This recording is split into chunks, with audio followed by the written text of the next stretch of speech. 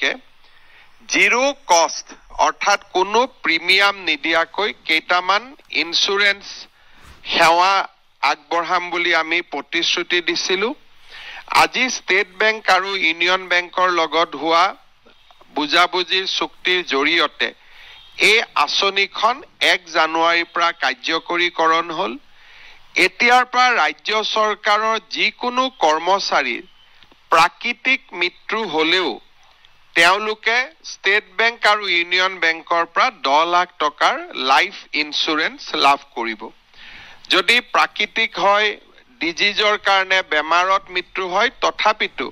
চৰকাৰে আগবঢ়োৱা সুবিধাৰ উপৰিও তেওঁলোকে অতিৰিক্তকৈ আৰু 10 লাখ টকা লাভ কৰিব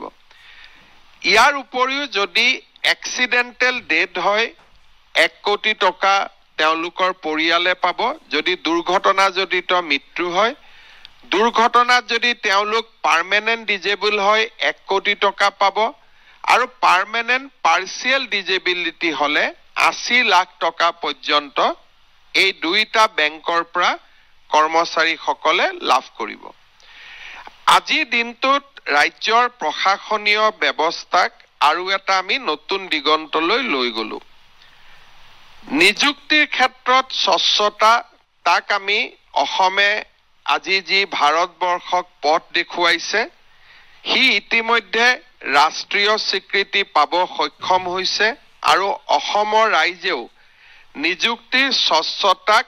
অতি উষ্ণভাৱে আদৰণি জনাইছে আমি আজিৰ পৰা বদলি বা ট্ৰান্সফাৰ প্ৰক্ৰিয়াত এটা স্বচ্ছতা আনিব খুজিছো তৃতীয় আৰু চতুৰ্থ শ্ৰেণীৰ কৰ্মচাৰীসকলে ট্ৰান্সফাৰ বিচাৰি চৰকাৰী কাৰ্যালয় দুৱাৰে দুৱাৰে ঘূৰি ফুৰাটো এটা নিত্য নৈমিত্তিক কথা আছিলে নাৰ্ছৰ পৰা আৰম্ভ কৰি ফাৰ্মাচিষ্টৰ পৰা পুলিচ কনিষ্টবলৰ পৰা তেওঁলোকে চৰকাৰৰ দপ্তৰে ট্ৰান্সফাৰ পোষ্টিং বিচাৰি ঘূৰি ফুৰে আৰু বিভিন্ন ক্ষেত্ৰত ই ৰাজনৈতিক হস্তক্ষেপৰো এক প্ৰক্ৰিয়া হৈ পৰে আজি আমি এটা পোৰ্টেল মুকলি কৰিছো যাক স্বাগত সতীৰ্থ বুলি কৈছো এই পোৰ্টেলটো প্ৰত্যেক বছৰে 1 জানুৱাৰীৰ পৰা 28 ফেব্ৰুৱাৰীলৈকে খোলা থাকিব ৰাজ্যৰ তৃতীয় আৰু চতুৰ্থ বৰ্গৰ কৰ্মচাৰীসকলে যিমান কৰ্মচাৰীয়ে আবেদন কৰিব খোজে বদলিৰ 1 2 3 4 5 পাঁচটা অপচন দি 5খন জিলাৰ অপচন দি তেওঁলোকে বদলিৰ প্ৰক্ৰিয়াত অন্তৰ্ভুক্ত হ'ব আৰু এটা পাৰস্পৰিক বুজাবুজিৰে যিমান আমি একমোডেট কৰিব পাৰো অৰ্থাৎ কোনো এখন ইনষ্টিটিউচনক খালি নকৰোৱা কৰি যদি এখন হস্পিটালৰ পৰা এগৰাকী নাৰ্ছ গুচি আহে তাত সেৱা বন্ধ হৈ যায় কিন্তু যদি এগৰাকী ওলাই যায় এগৰাকী সোমাই আহে তেতিয়ালে চিকিৎসালয়খনৰ সেৱা বঞ্চিত নহয় সেই কাৰণে আজি আমি এটা নতুন পোৰ্টেল ভাৰতৰ ভিতৰতে প্ৰথম আমি এটা নতুন স্বচ্ছতা আনিছো যে এতিয়াৰ পৰা তৃতীয় আৰু চতুৰ্থ বৰ্গৰ কৰ্মচাৰী গোটেই বছৰটো ট্ৰান্সফাৰ পোষ্টিং হৈ নাথাকে জানুৱাৰী মাহত পোৰ্টেলত আবেদন কৰিব 28 ফেব্ৰুৱাৰীলৈকে পোৰ্টেল খোলা থাকিব